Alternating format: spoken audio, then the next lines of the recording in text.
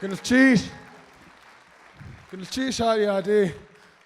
Gynna cheese yadi hai ikri. Was say to shot le chi hadu sak. Thinget le chi yes. Yak da dacha kwan. Thank you for inviting us. We're happy to be here. Thank you for coming.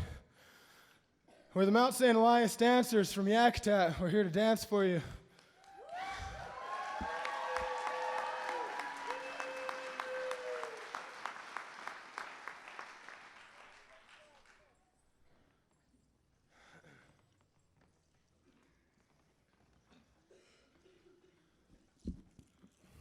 I don't get invited to dance with any group. I don't know why. But I didn't get invited to dance with them. I'm just going to talk a little bit. Johnny Bremner married a girl from Cake before I was born. But this is a grandchild of Johnny Bremner. Is it Bowler? Bowler, huh? Well, I wanted to say Bueller, but it's Bowler. Every now and then a young person comes along that really becomes a mentor or someone's mentor. And this boy is an exceptional young man. He's learning to talk Tlingit, probably better than some of us. And he dances like I'll never dance. He's like a jumping jack, a real good one. And I admire that. But his grandmother was a daughter of the Tsagwedi clan in Cake, and her name was Esther. And she went to be a nurse in Yakutat. She never came back. This worries me sometimes when girls go someplace. All of the people that went to Prince of Wales never came back either. And so we struggle in Cake, you know. And we're down to 400 and some odd people again. And somehow we have to figure out a way to bring some of these back. But we appreciate this kind of a young person who's learning things the correct way from George Ramos. And you can see by this dance group, you know, they're really getting tutored right. But I want to compliment this grandson of the Tsagwedi from Cake, and tell him that we're proud of him, and we appreciate this kind of effort that one puts into our culture, because you see, we're about preservation of everything we know about ourselves. And if we don't take someone like this young man and beat on him and pound on him to do it right, pretty soon a little bit the wrong way will be acceptable 20 years from now, and no one will be the wiser.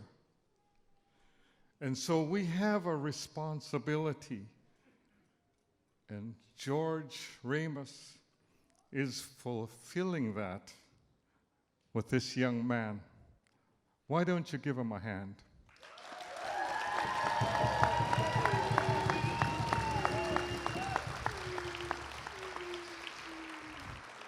And my grandparents that aren't here, they're smiling.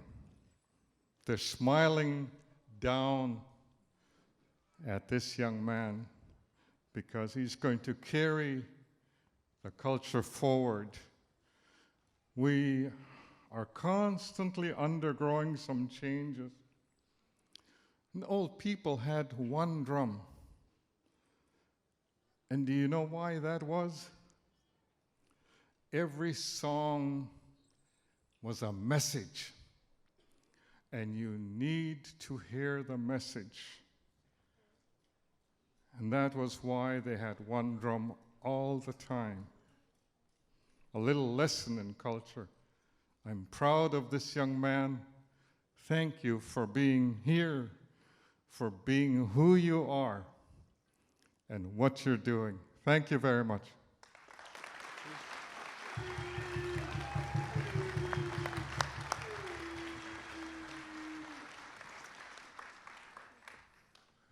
Sheesh.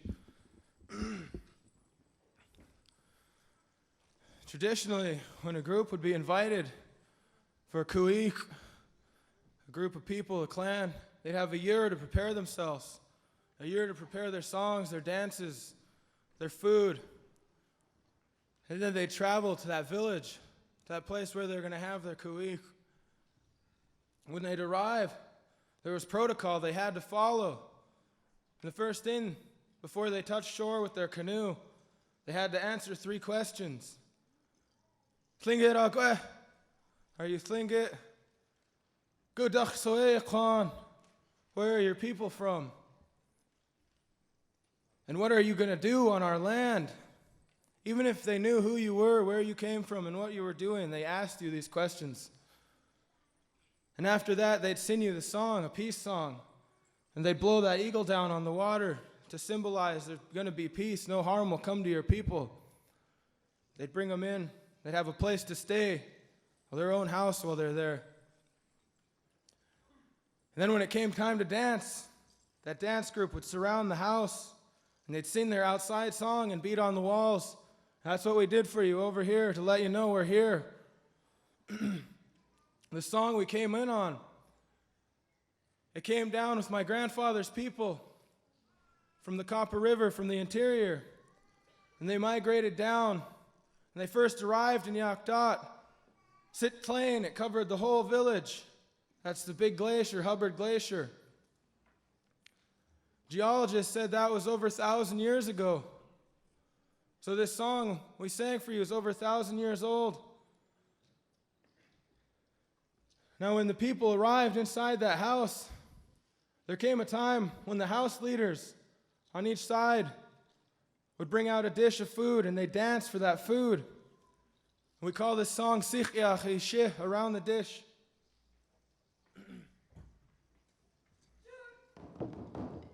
Ha ha hiya hey, hiya ha, hiya ho ho hey, hey ha, hey ha, hey ha, hiya ha, ha ha hiya hey, hiya ha, hiya ho ho.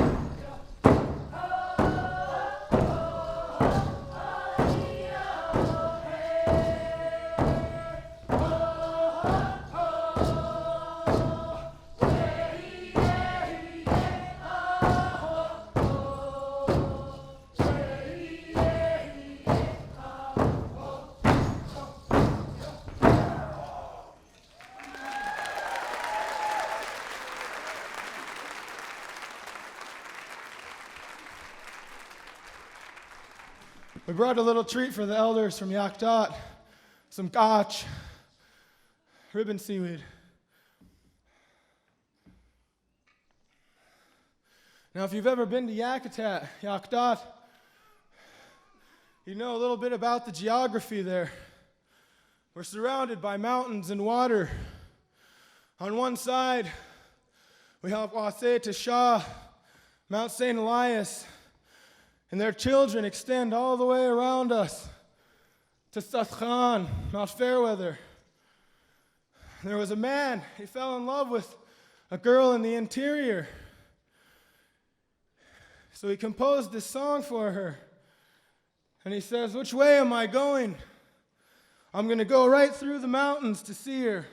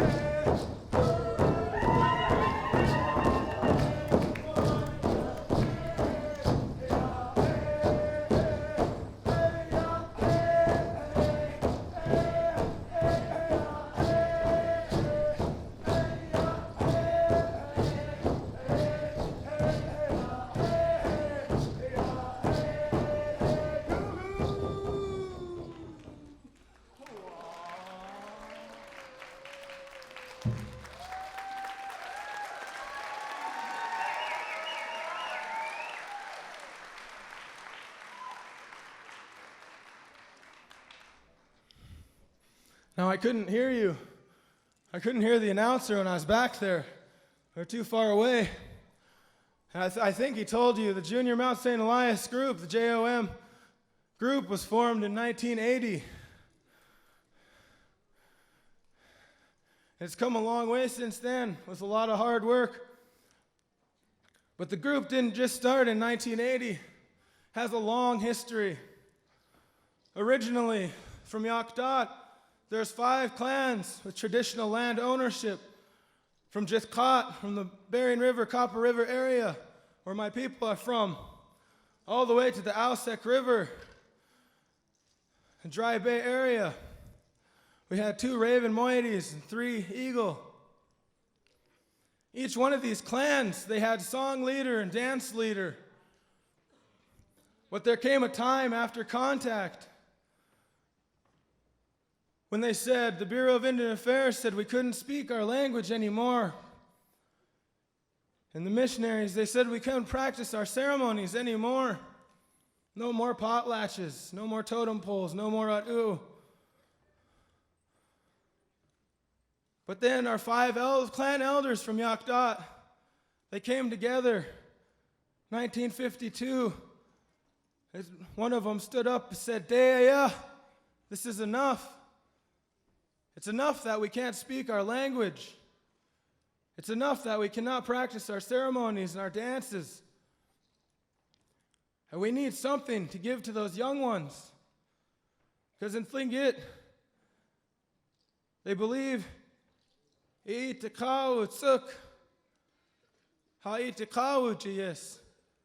have to train those ones after us. We have to have something for them. They always thought ahead. They were always looking out for the future. And so they started their dances again. And they agreed that they'd all share their songs for this, so they'd have something to give to them. And as you can see here, it made its way to us almost 56 years later. And it came with a lot of self-sacrifice and hard work. And I'd like to thank, right now we have dance leaders, dance instructors that helped me get to where I am. And that's Dastia, Nellie Lord, she's hiding back there.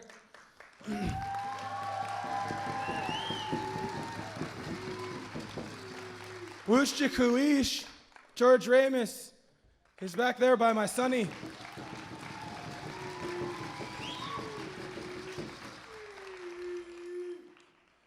And Natskish, way to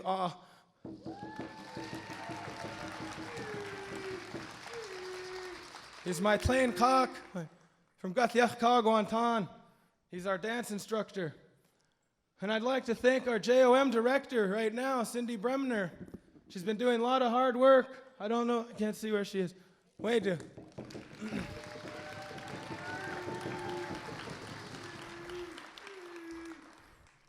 And I'd really like to say I'm proud of these guys and these girls here. I'm really proud. They don't have to come to dance practice. And I tell them, you know,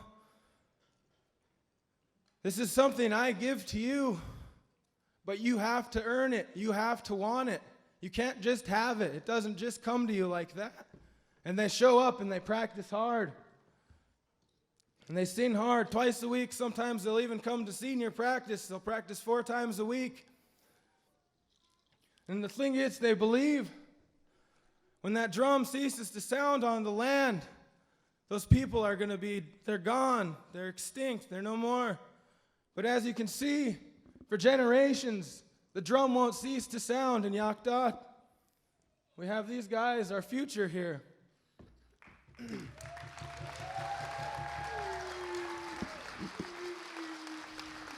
Now the uncle, the grandparents, they'd be training. They're always training. From little boy, they'd have their nephew. Shinde, hey nikte naga. They'd get him up right at the crack of dawn. Keiche. Send him to the water. They'd be training, shivering in the water, trying to make them strong. And at night, they'd sit around the fire. Uncle or grandparents would be telling stories. Sometimes, my back hurts. I gotta go to bed, nephew. He wouldn't finish the story. Next day, he'd come back, maybe a couple days later. He'd ask him, where did I finish off? Can you remember? I can't remember. And he's watching them to see who's paying attention.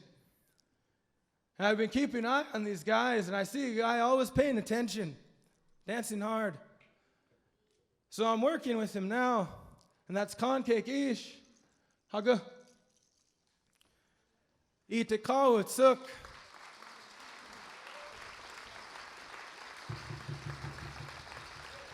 So now, one of the things I learned when we were practicing all the time, I'd hear this.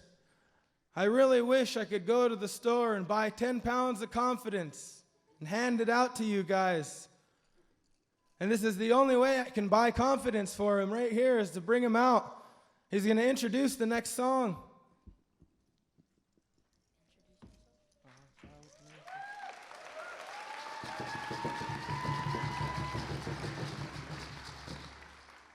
Shawadanehi, Kanke Kish you hut do sa, Echna Hutsati.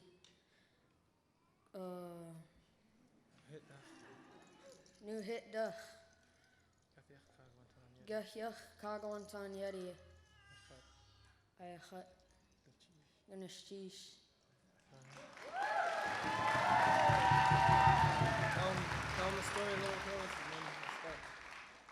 There's this boy, he was sitting on a rock and dozing off, and he noticed that there was a column of crows flying above him in circles, and he noticed a pattern of their song. They were singing a song, so later on that day, he went to go tell his uncle, and his uncle told him it was a subsistence song and to give it to the women. We're going to do Little Crows on the Beach.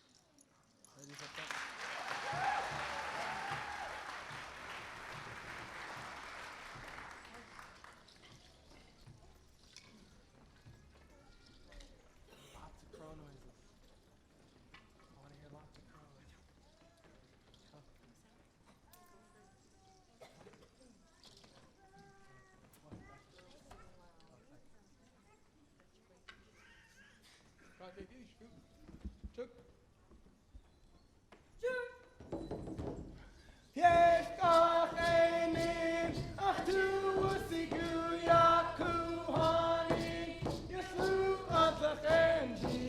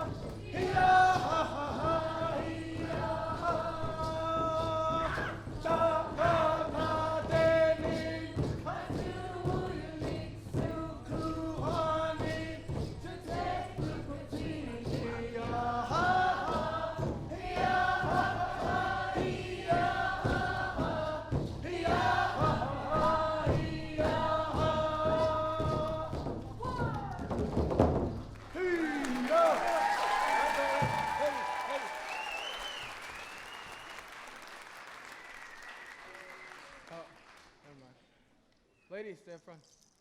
Guys in the back.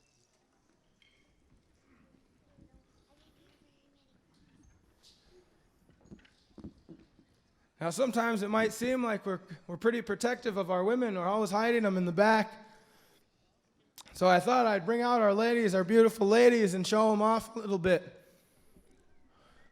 This next song we're going to sing for you, it's a honey song. It's composed when a man by the name of D.S. Benson, he went to Dry Bay, and he fell in love.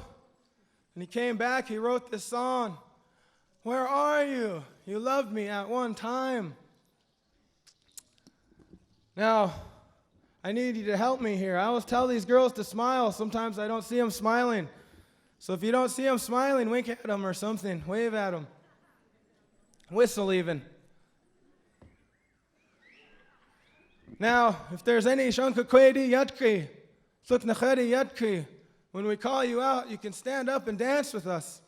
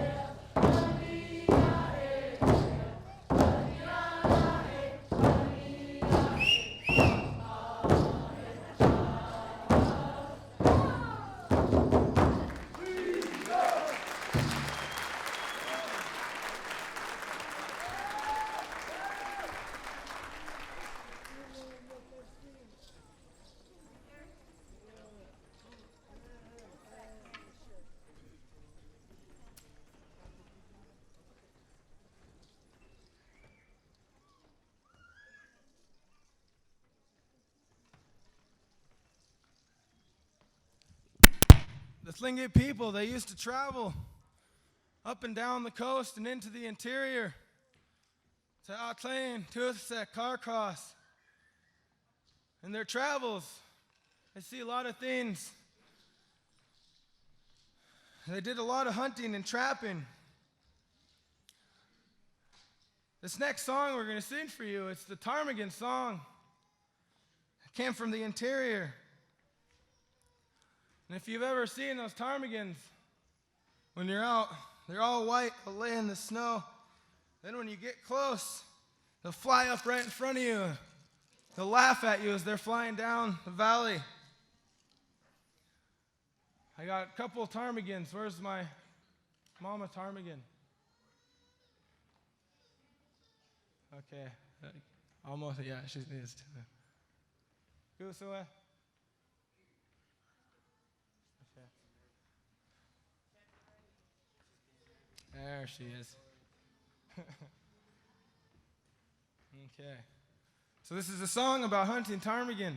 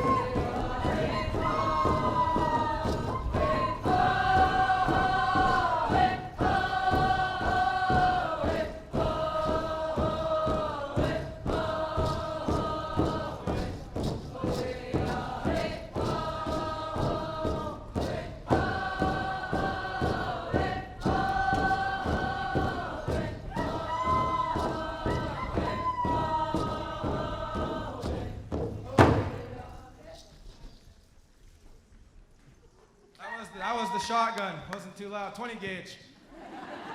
We got them all, looks like.